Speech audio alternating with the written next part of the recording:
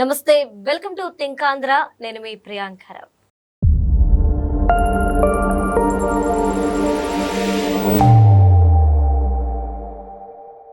Present అంటే పులివెందులలో జెడ్పీటీసీకి సంబంధించిన ఉప ఎన్నిక అనేది జరిగింది. అంటే దీనికి సంబంధించి వైసీపీ వాళ్ళు ఎప్పుడైతే ఎలక్షన్ డేట్ ఫిక్స్ చేశారో అక్కడ నుండి దీన్ని క్యాన్సిల్ చేయండి, ఉప ఎన్నికని క్యాన్సిల్ చేయండి అంటూ ప్రచారం చేస్తుంది. అయితే పోలింగ్ రోజు కూడా అడుగడుగున అడ్డంకులు సృష్టిస్తూనే ఉంది. అసలు ఎలా చూడాలి, అసలు వైసీపీ ఏం కోరుకుంటుంది అనేది ఇక్కడ పెద్ద క్వశ్చన్ మార్క్గా ఉంది.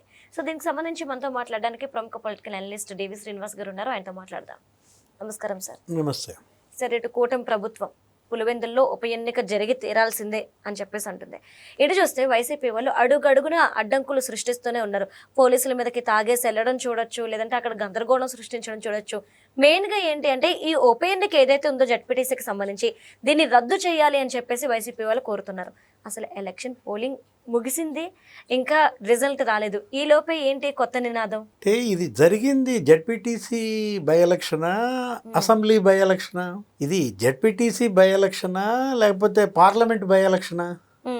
పులివెందుల జెడ్పీటీసీ ఇక్కడ తెలుగుదేశం గెలుపు రేపు పులివెందుల అసెంబ్లీ గెలుపు అవుద్దనా, కడప పార్లమెంట్ గెలుపు అవుద్దనా? ఆల్రెడీ ఇప్పుడు తెలుగుదేశం చాప కింద నీరులాగా కడప జిల్లా మొత్తం ఆక్యుపై చేసింది. మొన్న ఎలక్షన్లో అసెంబ్లీ ఎలక్షన్ మనం చూసాం. ఉమ్మడి కడప జిల్లాలో 10 స్థానాల్లో 7 స్థానాలు గెలిచారు. వీళ్ళు గెలిచింది 3. ఆ 3 జగన్మోహన్ రెడ్డి ఒకటి పులివెందుల, నెక్స్ట్ ఆకేపాటి అమర్నాథ్ రెడ్డి, లేకపోతే ఆ బద్వేలు దాసరి సుధా ఎస్సీ నియోజకవర్గం. ఈ 3 కూడా ఇక రావనా? ఈసారి అసెంబ్లీ ఎన్నికల్లో 10/10 తెలుగుదేశమా? ఆ భయం కనపడతా. మీరు చెప్పారు ఇంట్రోలో, ఎన్నిక జరగకుండా నిన్నటిదాకా కుట్రలు, అడ్డంకులు, పిటిషన్ల మీద పిటిషన్లు, ప్రెస్ మీట్ల మీద ప్రెస్ మీట్లు, ట్వీట్ల మీద ట్వీట్లు జగన్మోహన్ రెడ్డి. ఇప్పుడు ఎన్నిక ప్రశాంతంగా ముగిసింది. నిజంగా వీళ్ళు అన్నది కరెక్ట్ అయితే పోలింగ్ బూతులు అటు ఇటు మార్చారు, మా 4000 ఓట్లు అటు పట్టారు, కావాలనే చేశారన్నారు కదా. అది నిజమైతే ఇంతమంది ఓటేసేవాళ్ళ? ఇప్పుడు 4 గంటలకి 80% ఓటు ఎలా జరిగింది పోలింగ్? అవును, దాన్ని బట్టి అర్థం అవటం లేదా ఎంత ప్రశాంతంగా? ఇప్పుడు లైన్లో చూసాం, క్యూ లైన్ మొత్తం 100ల మంది మహిళలు అందరూ క్యూ లైన్లలో నుంచుని ముసలాళ్ళు రాలేక వాళ్ళని పట్టుకొస్తున్నారు, మనవడు మనవరాలు, వికలాంగులు హెల్ప్ చేస్తున్నారు మిగతా అక్కడ ఉన్న పోలింగ్ సిబ్బంది. ఇది పులివెందులేనా? గతంలో అయితే పులివెందుల్లో ఇలా ఎలక్షన్ జరగదు. ఇప్పుడు జగన్ సీఎంగా ఉంటే ఈ 2 ఎలక్షన్ జరిగాయి కాదు, ఏకగ్రీవం. ఎందుకని? నామినేషన్ అయినరు. ఇప్పుడు ఒకటి చంద్రబాబు సీఎంగా ఇప్పుడు ఈ పులివెందుల ఒంటిమిట్ట ఎలక్షన్ ఎలా జరిగింది, జగన్మోహన్ రెడ్డి సీఎంగా అప్పుడు స్థానిక సంస్థల ఎన్నికలు ఎలా జరిగాయి, మాచర్ల లేకపోతే పొంగనూరు పులివెందుల అన్ని యునానిమస్లేగా. ఒక నియోజకవర్గంలో అన్ని జెడ్పీటీసీలు, అన్ని ఎంపీటీసీలు, సర్పంచ్లు ఏకగ్రీవాల. అది కదా భయం, అది కదా రిగ్గింగ్. ఇప్పుడు ఎక్కడ జరిగింది భయం, ఎక్కడ జరిగింది రిగ్గింగ్? మీరు ఇందాక ఇంట్రోలో ఏమన్నారు, ఏం కోరుకుంటోంది వైసీపీ అని? వైసీపీ ప్రజాస్వామ్యాన్ని కోరుకోవట్లేదు. వైసీపీ కోరుకునేది ఏంటి? రిగ్గింగ్. ఇప్పుడు ఆ రిగ్గింగ్కి అడ్డం పడ్డాడనా చంద్రబాబు పైన కక్ష, కోయా ప్రవీణ్ పైన కక్ష? అరే ఆ డ్రామా అవినాష్ రెడ్డి మామూలు డ్రామా కాదు. కారు ఎక్కేటప్పుడు కూడా కింద కూర్చుండిపోయి తర్వాత అక్కడ వెనక నుండి పారిపోయి వెళ్ళిపోవడం కూడాను, ఇది కాస్త ఆశ్చర్యాన్ని కలిగిస్తుంది సార్ అవినాష్ రెడ్డి గారి తీరు. అసలు ఆయనకి జ్వరం వచ్చిందంట. ఇంకా రకరకాలుగా అతను ఎవరు అంబటి రాంబాబు అయితే అతనికి సెర్వికల్ స్పాండిలైటిస్ ఉందంటాడు. ఇప్పుడు సెర్వికల్ స్పాండిలైటిస్ ఉంటే ఏంటది? నీకు మెడక ఏదో ఉంటుంది, పట్టీ లాంటిది ఏదో వేసుకుంటారు. ఏ రోజన్నా అవినాష్ రెడ్డి ఆ పట్టీ ఫోటో కనపడ్డా? అంటే ఇప్పుడు ఇక్కడ ఏంటి అసలు, ఎందుకు ఇన్ని డ్రామాలు ఆడారు, ఎందుకింత? అక్కడ సతీష్ రెడ్డి ఇంకో డ్రామా, అసలు మామూలుగా కాదు. సతీష్ రెడ్డి చంద్రబాబు ధృతరాష్ట్రుడు, లోకేష్ దుర్యోధనుడు అంటాడు. ఇవాళ ధృతరాష్ట్ర కౌగిలి నుంచి విముక్తి. పులివెందుల 30 ఏళ్ల తర్వాత ఫస్ట్ టైం పులివెందుల జడ్పీటీసీకి ఎన్నిక జరిగిందంట. 47 ఏళ్ల తర్వాత పులివెందుల ఇవాళ వైఎస్ కుటుంబకు పిడికిలి నుంచి విముక్తమా? అంటే అసలు ఎన్నిక జరగక ముందే, ఓటింగ్ పూర్తి కాకముందే ఓటమి ఒప్పుకోవటం ఏంటమ్మా? ఇప్పుడు అతను ఎవరో ఒంటిమిట్ట అభ్యర్థి అంట, సుబ్బారెడ్డి, వైసీపీ అభ్యర్థి సుబ్బారెడ్డి. నేను ఓడిపోతున్నా నాకు తెలుసు, మంత్రి రాంప్రసాద్ రెడ్డి నీ అంతు తేలుస్తా, అంటే ప్రజలు వేసిన ఓటుకి ఆయనకి సంబంధం ఏంటి సార్? అంటే ఇక్కడ ఏంటి అంటే ఇప్పుడు ఇది సహించలేకపోతున్నారు, ఓకే. ఇది ఓర్చుకోలేకపోతున్నారు. ఏంటి మా పులివెందుల్లో ఎలక్షన్ చేస్తారా, మా పులివెందుల్లో పోలీసులు వచ్చి ప్రతి ఒక్కళ్ళతో దగ్గరుండి ఓటేయించుతారా, తట్టుకోలేకపోతున్నారు. ఇప్పుడు అతను ఏమంటాడు, అవినాష్ రెడ్డి అంతా పోలీసులే చేశారు, అవును. మొత్తం పోలీసులే చేశారు, మొత్తం వాళ్ళే ఎన్నిక చేశారు, మేము న్యాయ పోరాటం చేస్తా అంటాడు. ఇక్కడ పోలీసులు ఇవాళ భద్రత కల్పించారు, వాళ్ళ డ్యూటీ వాళ్ళు చేశారు. అంటే మీ హయాంలో పోలీసులను కూడా వాళ్ళ డ్యూటీ వాళ్ళని చేసుకొనివ్వలేదు. ఇప్పుడు అసెంబ్లీ ఎన్నికలు నీకు గుర్తుందా?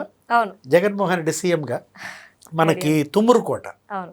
ఎక్కడ మాచర్ల నియోజకవర్గం రెంటచింతల, అక్కడ తుమ్మూరుకోటలో ఒక మహిళా ఏజెంట్ని కూర్చోబెట్టింది తెలుగుదేశం. అవును సార్. బూత్లో మహిళా ఏజెంట్ను కూర్చోబెడితే తల బద్దలు కొట్టారు. అవును. ఆ రోజు అందరికీ గుర్తుంది, ఆవిడ బయటకు వచ్చి మాట్లాడిన తీరు. రక్తం ఓడుతూ బూత్ వదిలిపెట్టలా. ఎస్. ఫస్ట్ ఎయిడ్ చేయించుకోమ్మా, అప్పుడు దాకా ఇంకోళ్ళు ఉంటారు, నువ్వు వెళ్ళి ఫస్ట్ ఎయిడ్ చేయించుకొని అన్నా కూడా నేను బూత్ వదిలే ప్రసక్తే లేదు, రక్తం గారతను ఇక్కడే కూర్చుంటాను. అవును. లోకేష్ ఆమెకు కూడా ఏదో కార్పొరేషన్ ఏదో ఇచ్చాడు, మంజుల. అవును, మంజుల.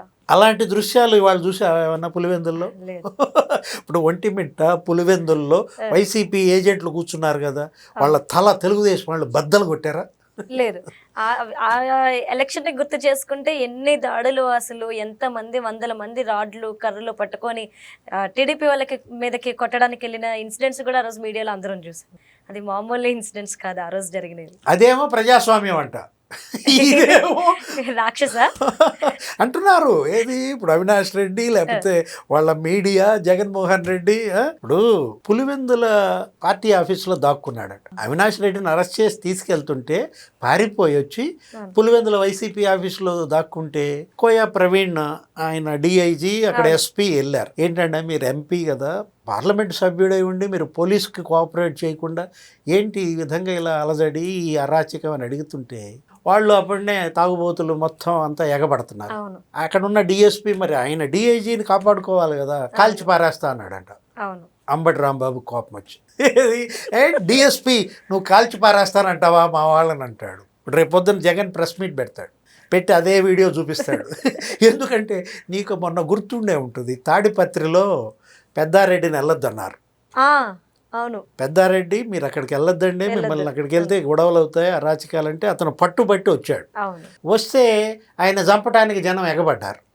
ఆయన చంపడానికి ఎగబడితే సిఐ వాళ్ళని తాట తీస్తానని చెప్పి పిస్టల్ చూపించి బెదిరించాడు. అరే నీ పెద్దారెడ్డి, నీ అభ్యర్థి, నీ మాజీ ఎమ్మెల్యే, అతన్ని కాపాడటానికి సర్కిల్ ఇన్స్పెక్టర్ అక్కడ పిస్టల్ చూపిస్తే జగన్ ఆ వీడియో వేసి చూసారా పోలీసోడు పిస్టల్ చూపిస్తున్నాడు. ఇక్కడ జగన్మోహన్ రెడ్డి భారతి మేడం నిన్న మొన్న యలహంక ప్యాలెస్ నుంచి అందరికీ ఫోన్లు చేశారు.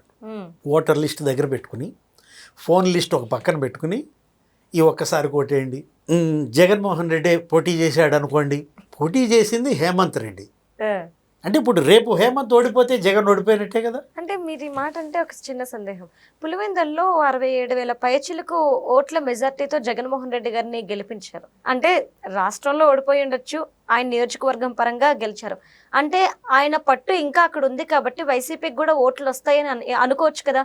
ఎందుకు అనుకోకుండా ఓడిపోతాము అని అంత గట్టిగా ఫిక్స్ అయిపోయారు? ఈ 67,000 ఓట్లు ఎడిపోతాయని. అప్పుడు ఆ 60,000 ఓట్లు వచ్చినప్పుడు మెజారిటీ ఆయన ముఖ్యమంత్రి, ఆయన మళ్ళా ముఖ్యమంత్రి అవుతాడన్న నమ్మకం చెప్పాడు. అట్లా నేనే 30 ఏళ్ళు సీఎంగా ఉంటా అన్నాడు. జనాన్ని భ్రమల్లోకి నెట్టాడు, వాళ్ళ పార్టీ నాయకుల్ని భ్రాంతిలో ముంచాడు.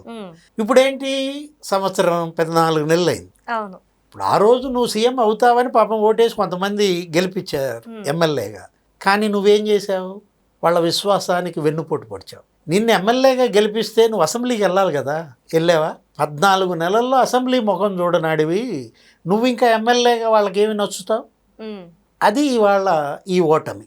ఇప్పుడు నీ జడ్పీటీసీ అభ్యర్థి నువ్వు ఓటేయమని అడుగుతున్నావు వైసీపీ హేమంత్ రెడ్డికి, నీకు ఓటేస్తే దండగైంది. మీరన్న 60,000 మెజారిటీ దండగైంది, నువ్వు అసలు సభకే పోవటంలా.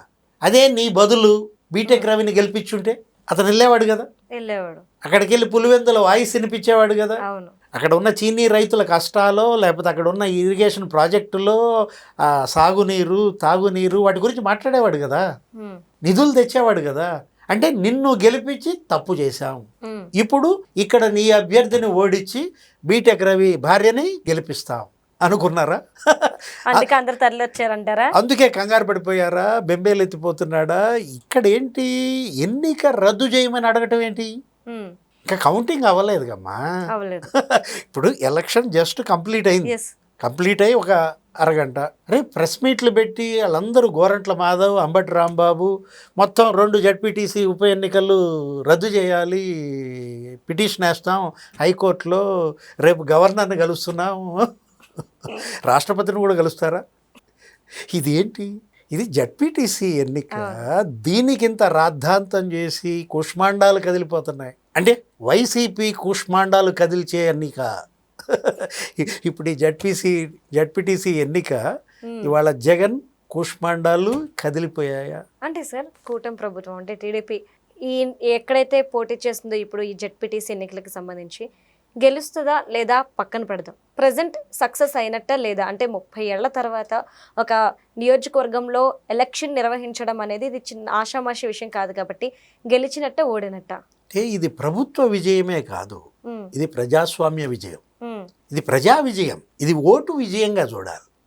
మీరు అన్నారు కదా అసలు ఓటు ఎట్లా ఉంటుందో మాకు తెలియదు, నా ఓటు నేనేసే హక్కు లేదు నాకు అక్కడ. ఇన్నేళ్ల పులివెందుల చరిత్రలో మా ఓట్లు వాళ్ళే వేసుకుంటారు, ఆ ముఠాలు వాళ్ళు వస్తారు, అప్పుడే తీసుకుపోతారు, వాళ్ళే రిగ్గింగ్ చేసుకుంటారు, వాళ్ళే గెలుస్తారు.